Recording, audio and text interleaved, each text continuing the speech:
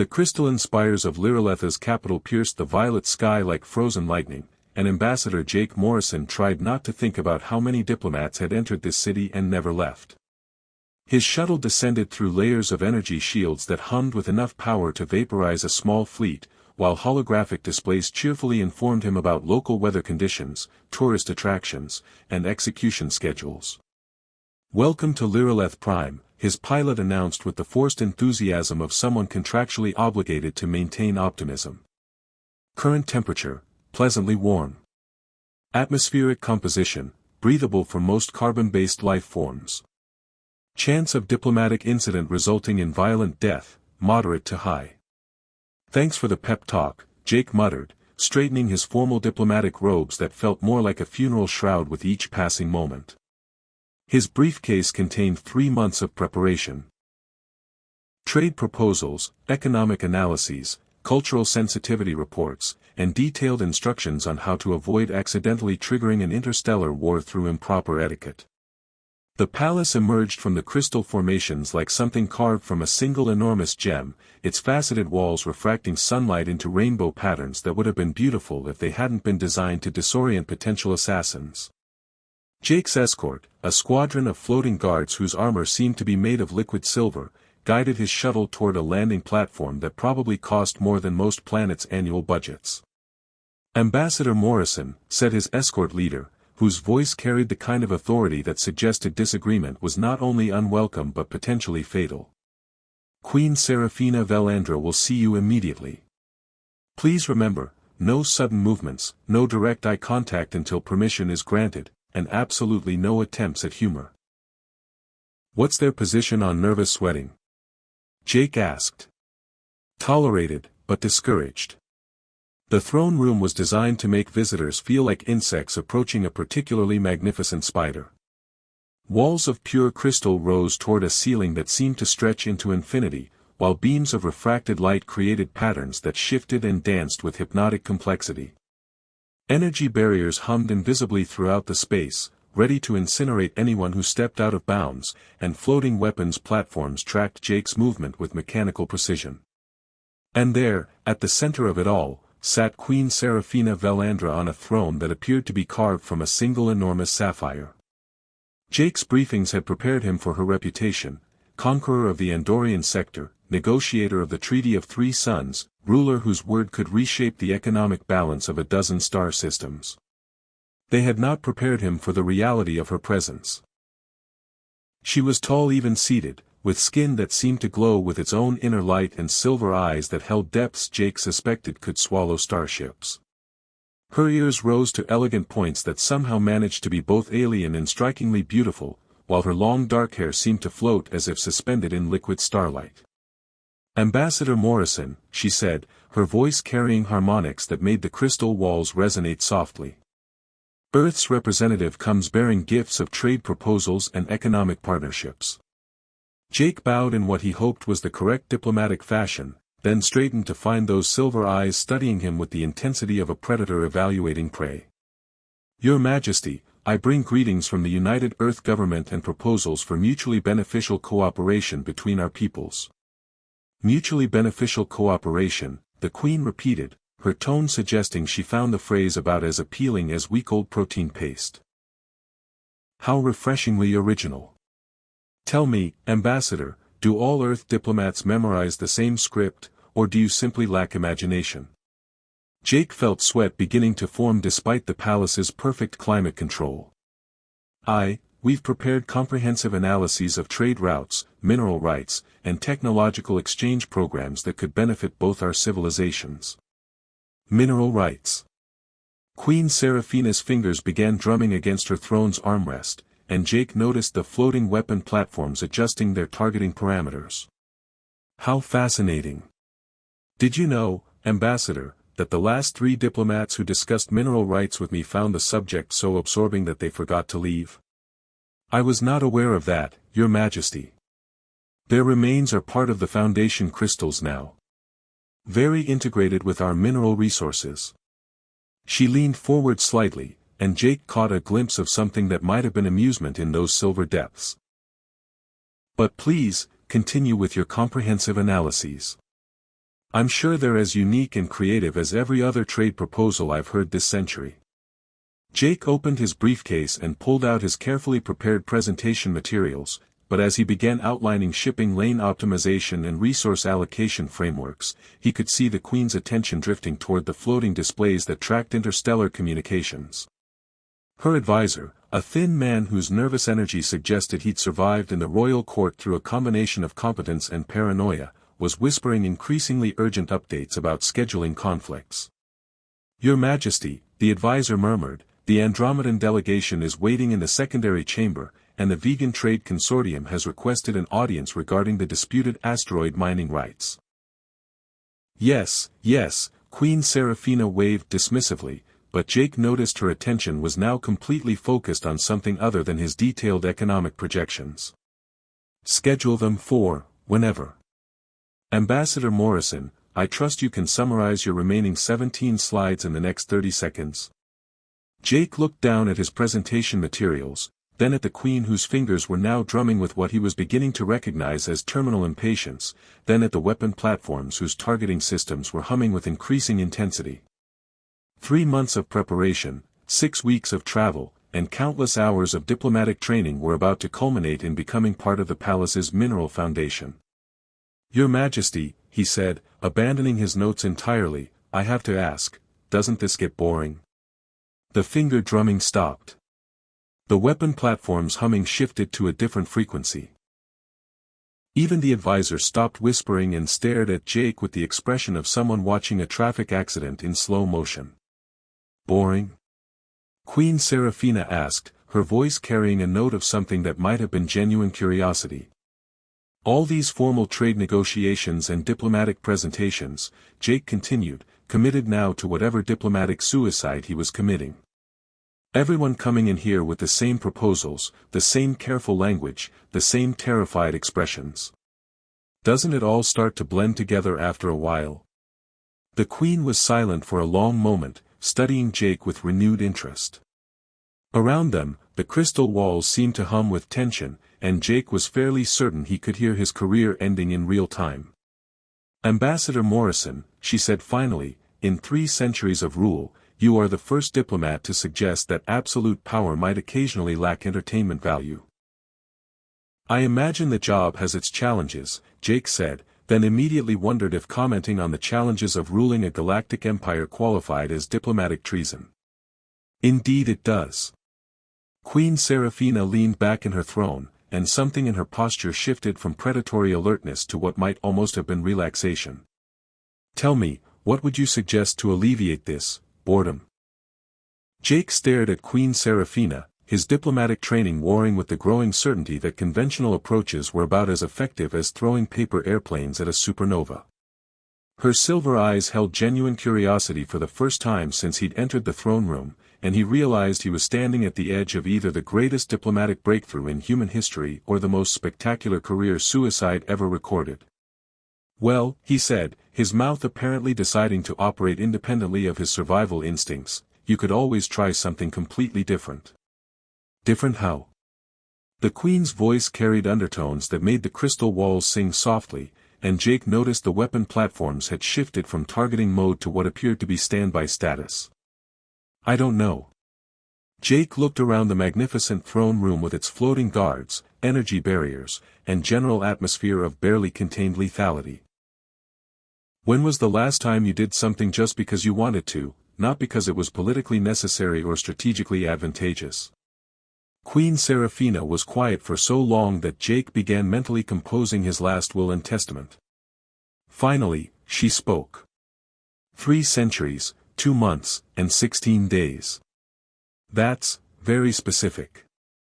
The day before my coronation. I spent the afternoon in the Crystal Gardens, reading poetry and pretending I was just another citizen who could worry about nothing more complex than whether the starfruit trees would bloom on schedule. Her fingers had stopped drumming entirely, and she seemed to be looking at something far beyond the throne room walls. I suppose that counts as doing something because I wanted to.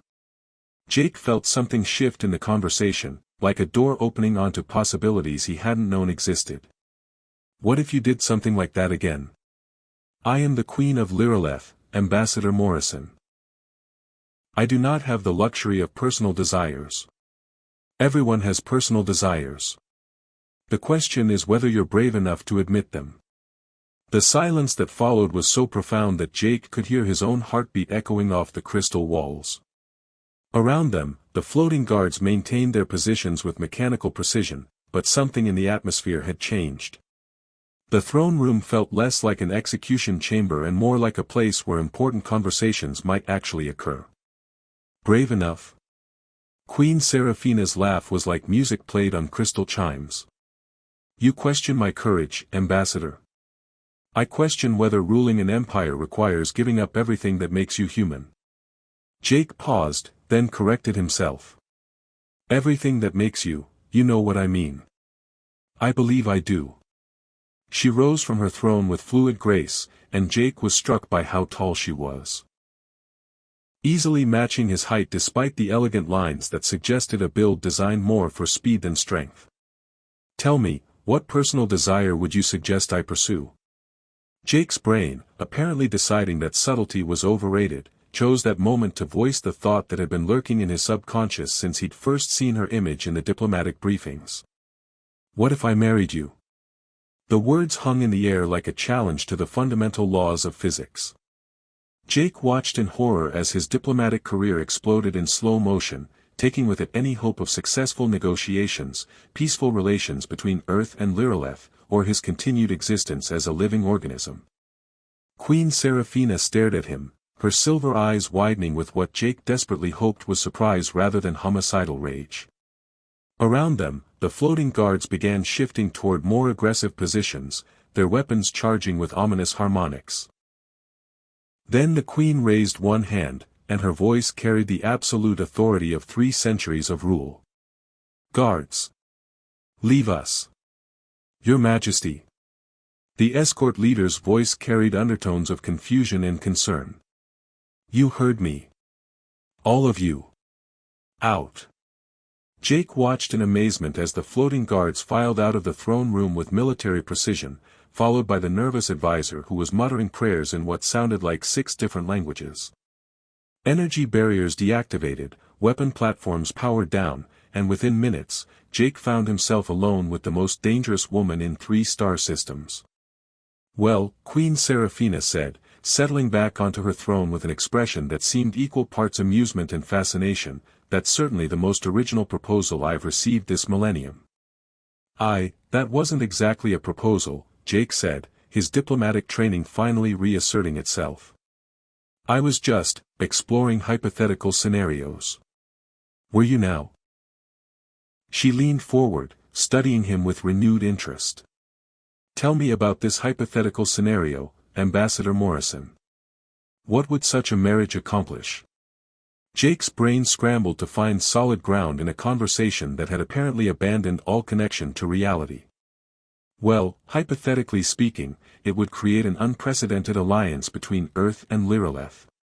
Complete integration of our trade networks, shared technological development, coordinated exploration of uncharted sectors. All of which could be accomplished through conventional treaties. The Queen's voice carried a note of challenge. Why marriage specifically? Because treaties can be broken, Jake heard himself saying. Political alliances can shift with changing circumstances. But marriage is personal. It's about commitment that goes beyond strategic advantage. Personal commitment. Queen Seraphina repeated the words as if testing their flavor.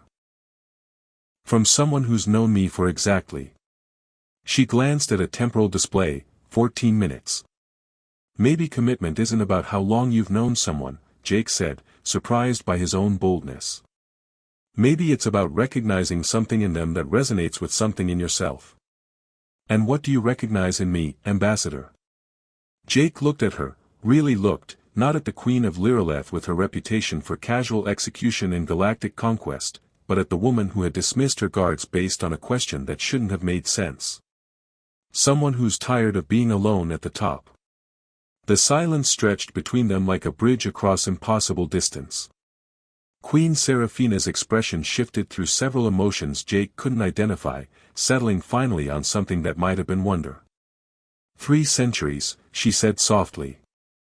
3 centuries of absolute power, unlimited authority, the ability to reshape star systems with a word. And not once has anyone suggested that I might be lonely. Are you? Profoundly. The admission seemed to surprise her as much as it did Jake. Do you know what it's like to be surrounded by people who agree with everything you say, not because they believe it, but because they're terrified of disagreeing? Actually, yes, Jake said. I'm a diplomat. Half my job involves nodding enthusiastically at things I think are completely insane. Queen Seraphina's laugh was genuine this time, free of the dangerous undertones that had characterized her earlier amusement. Perhaps we have more in common than I initially assumed. Perhaps we do. Jake found himself stepping closer to the throne, drawn by something he couldn't name. Your Majesty, what if my question wasn't entirely hypothetical? Queen Seraphina descended from her throne with the fluid grace of liquid starlight, closing the distance between them until Jake could see the complex patterns of silver and gold that swirled in her eyes like miniature galaxies. Are you suggesting, Ambassador Morrison, that you would actually consider marrying someone you've known for, she glanced at the temporal display again, 23 minutes? I'm suggesting that 23 minutes of genuine conversation might tell you more about someone than 23 years of diplomatic protocol, Jake replied, surprising himself with his conviction. Besides, arranged marriages between strangers have been building empires for millennia. At least we're starting with mutual curiosity instead of mutual hostility. Mutual curiosity. She circled him slowly, and Jake had the distinct impression of being evaluated by a particularly sophisticated predator. Tell me, what makes you think you could handle being married to someone who could have you executed for leaving your socks on the bedroom floor? What makes you think I'm the kind of person who leaves socks on the bedroom floor? Jake countered. I'm a diplomat. We're trained to be obsessively neat. Good point. Queen Seraphina paused in her circling, a smile playing at the corners of her mouth. Though I should mention that Lyrilleth marriage customs involve certain, unique traditions. Such as telepathic bonding ceremonies, ritual combat with the bride's previous suitors, and a formal declaration before the Cosmic Council that you're prepared to die for the honor of your chosen partner. She watched his expression carefully. Still interested in this hypothetical marriage? Jake considered this information while trying to maintain what he hoped was diplomatic composure. Telepathic bonding sounds intimate. Ritual combat sounds, potentially fatal. The Cosmic Declaration sounds like paperwork with religious overtones. You're remarkably calm for someone who just learned that marriage proposal might involve mortal combat. Your Majesty, I'm a human diplomat dealing with alien bureaucracy. I assumed mortal combat was implied from the beginning. Jake found himself grinning despite the surreal nature of the conversation. Besides, how many previous suitors could there be? You said yourself that you've been too busy ruling an empire to pursue personal relationships.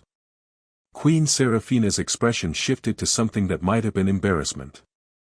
Well, there's Prince Valerian of the Andromedan sector, Lord Commander Thex of the Void Fleet, Emperor Xiphon the Eternal, and... She paused, apparently counting on her fingers, approximately 47 others. Jake stared at her. 47. Ruling a galactic empire makes one a rather attractive marriage prospect, she said defensively. Though most of them were more interested in my territory than my personality. And you'd expect me to fight all 47 of them? Oh no, that would be absurd. Queen Seraphina waved dismissively. Only the ones who show up for the ceremony. Many of them are probably dead by now, or have found other empires to marry into. That's somewhat reassuring. Jake ran a hand through his hair, trying to process the increasingly complex implications of his impulsive question. What about the telepathic bonding? What exactly does that involve? Mental connection that allows us to share thoughts, emotions, and memories, she explained matter-of-factly. Complete psychological intimacy. You'd know everything I've ever thought or felt, and I'd know the same about you. Everything. Every embarrassing childhood memory, every moment of doubt, every secret fear or hidden desire. Queen Seraphina studied his reaction carefully. Most potential partners find the prospect overwhelming. Jake considered this, thinking about the implications of complete mental transparency with someone who had conquered half a galactic sector. Would I know why you really dismissed your guards? You would. And would you know why I asked that question in the first place? I would. Her silver eyes seemed to pierce directly into his thoughts. Are you prepared for that level of honesty, Ambassador Morrison? Are you? Jake asked in return. Because I'm guessing that 3 centuries of absolute power have involved making some decisions that don't look great under complete psychological scrutiny. Queen Seraphina was quiet for a long moment. You're right. There are choices I've made that I'm not proud of. Actions required by the necessities of rule that haunted me afterward. And you're worried I'd judge you for them? Wouldn't you? Jake looked at her, really looked at the woman behind the imperial authority and galactic reputation. Your Majesty, I'm a human diplomat. My species has a long and distinguished history of making terrible decisions for what seemed like good reasons at the time. I think I understand the difference between who someone has to be for their job and who they are when nobody's watching. Even if those terrible decisions involved the elimination of entire star systems. Did you enjoy making those decisions? They were the most agonizing choices of my life, she admitted quietly. Each one felt like losing a piece of my soul. Then yes, I think I could understand them. Jake stepped closer, drawn by something in her expression that spoke of centuries of carrying impossible burdens alone. The question is whether you could handle being married to someone whose biggest diplomatic crisis involved a trade dispute over coffee bean importation rights. Queen Seraphina's laugh was like crystal bells chiming in harmony. Coffee bean importation rights? Truly. The Centauri delegation felt that Earth's proposed tariff structure was discriminatory against non-terrestrial agricultural products, Jake said solemnly. It took 6 weeks of negotiations and a formal apology from 3 planetary governors to resolve the situation. And you consider this a crisis? It was my first solo diplomatic mission. I was terrified I'd accidentally start an interstellar war over beverage preferences. Did you succeed in preventing said war? Eventually. Though I think the Centaurians still hold a grudge about our position on decaffeinated imports. Queen Seraphina shook her head, still smiling. Jake Morrison, you are either the most refreshingly honest diplomat in galactic history, or the most elaborate con artist ever to enter my throne room. Would the telepathic bonding tell you which? It would indeed. She moved closer until they were standing arm's length apart, and Jake could feel the subtle energy that seemed to emanate from her presence. Are you truly prepared to open your mind completely to someone you've known for less than an hour? Are you prepared to open your mind to someone who thinks coffee bean disputes qualify as international crises? You know, Queen Seraphina said, reaching up to touch the side of his face with fingers that felt like warm silk, I believe I might be. Jake felt something shift in the air around them, as if the universe itself was holding its breath. So what happens now? Now we find out whether your hypothetical marriage proposal can survive the reality of Lireleth politics, she said. Because my council is going to have some very strong opinions about this conversation. How strong?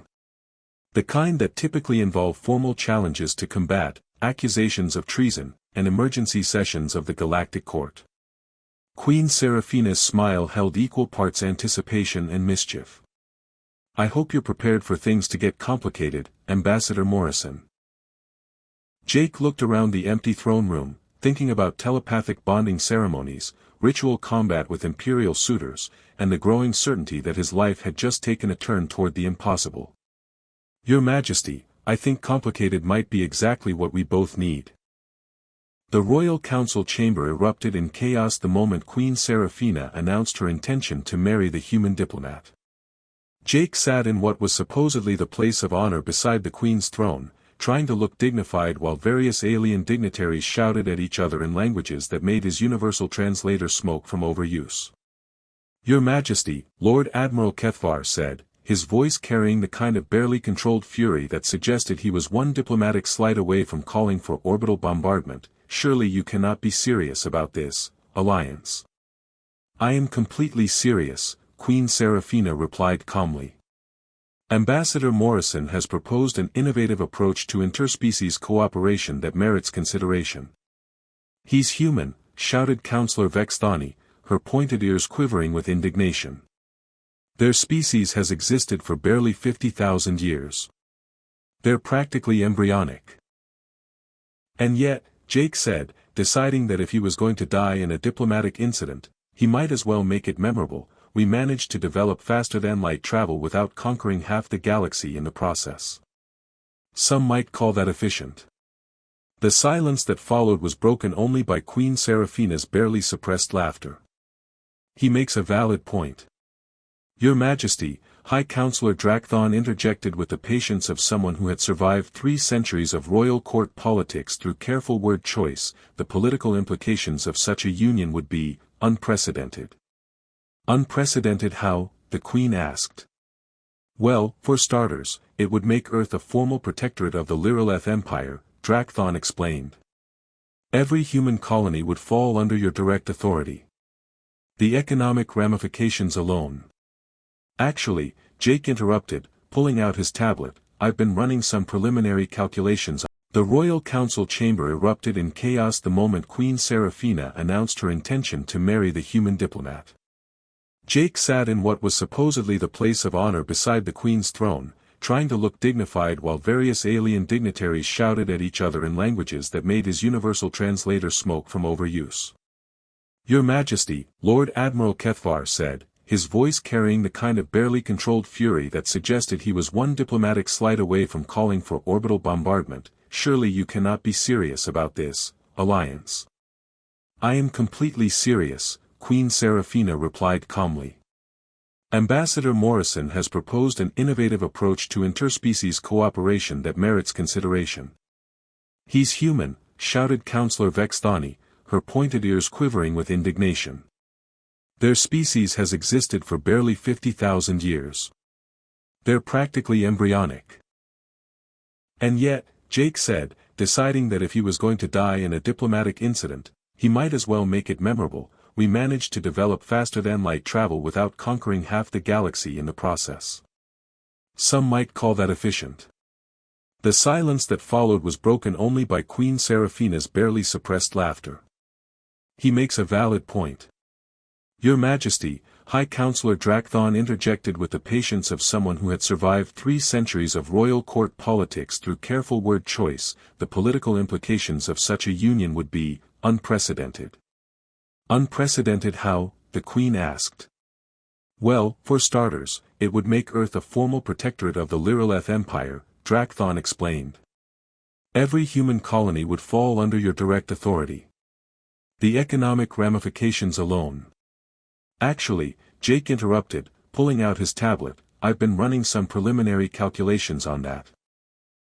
If we structure it as a partnership rather than a protectorate, with Earth maintaining administrative autonomy while coordinating major policies through joint councils." He projected his analysis into the chamber's holographic display system, and watched with satisfaction as several councillors stopped shouting long enough to examine his proposals.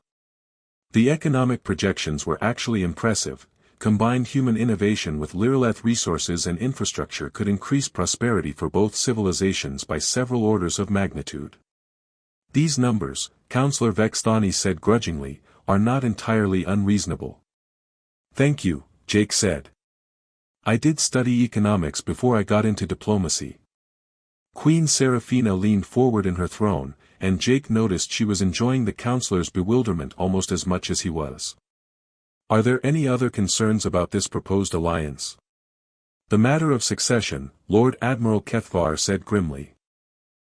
"Human-Lyrilleth genetic compatibility is theoretically possible but has never been tested on a large scale. What happens if your union produces no heirs?" Jake and Queen Seraphina exchanged glances, and he saw something that might have been mischief in her silver eyes. "Actually," she said, "Lyrilleth succession law allows for adoption of heirs from allied species. We could potentially choose successors based on merit rather than genetics. Choose successors based on merit? High Counselor Drakthon looked as if someone had suggested replacing the crystal throne with a comfortable chair. Your Majesty, that's practically revolutionary. Yes, Queen Seraphina said with obvious satisfaction. It is. The debate continued for hours, but Jake could feel the tide turning. His economic projections had addressed the practical concerns, while Queen Seraphina's responses demonstrated that she had thought through the political implications more thoroughly than her council had initially realized. By the time the emergency session concluded, they had grudging approval for what was being officially termed exploratory alliance negotiations. Well, Queen Seraphina said as they walked through the crystal gardens afterward, that went better than expected. Better than expected? Jake asked. Lord Admiral Kethvar looked like he wanted to challenge me to single combat. He did challenge you to single combat. 3 times. I declined on your behalf. She stopped beside a fountain whose water seemed to flow upward in graceful spirals. Jake, are you certain about this? Once we begin the formal bonding ceremonies, there's no diplomatic immunity from the consequences. Jake looked at her. This woman who commanded fleets and conquered worlds, who had dismissed her guards based on a question that should have gotten him executed, who was offering him a partnership that could reshape the political structure of their entire galactic sector. Seraphina, are you certain? Because once we do this, you're not just marrying a diplomat. You're marrying someone who's going to have opinions about imperial policy and isn't afraid to share them. Promise? She asked, and her smile held warmth that had nothing to do with diplomatic strategy. The bonding ceremony took place 3 days later in the Chamber of Eternal Resonance, a crystalline space at the heart of the palace where thought and emotion could flow freely between minds. Jake had expected something formal and intimidating. Instead, he found himself seated across from Seraphina in a circle of floating crystals that hummed with harmonic frequencies, feeling more nervous about sharing his thoughts than he had about facing her counsel. Ready? She asked, extending her hands toward him. As ready as someone can be for telepathic marriage, Jake replied, taking her hands in his. The connection was immediate and overwhelming. Jake felt Seraphina's consciousness flowing into his awareness, centuries of memory, responsibility, and loneliness so profound it made his chest ache. But underneath the weight of imperial authority, he found something that resonated with his own deepest self, a woman who had never stopped hoping that somewhere in the galaxy, there might be someone who could see past the crown to the person wearing it. In return, she experienced his memories. The earnest young man who had joined the diplomatic corps because he believed in building bridges between worlds, who had volunteered for the Lireleth mission not because it was safe but because it was important, who had asked an impossible question because he recognized something lonely and magnificent in her silver eyes. When the bonding was complete, they sat in silence for several minutes, adjusting to the strange intimacy of shared consciousness. Well, Seraphina said finally, this is going to make arguments interesting. Why? Jake asked, then immediately understood as her amusement flowed through their connection. Oh. Because you'll know exactly what I'm thinking. And you'll know exactly why I disagree with you. She stood and helped him to his feet, and Jake marveled at how natural the gesture felt despite their alien physiologies. Welcome to marriage, Emperor Morrison. Emperor. Co-ruler seemed like the most practical arrangement,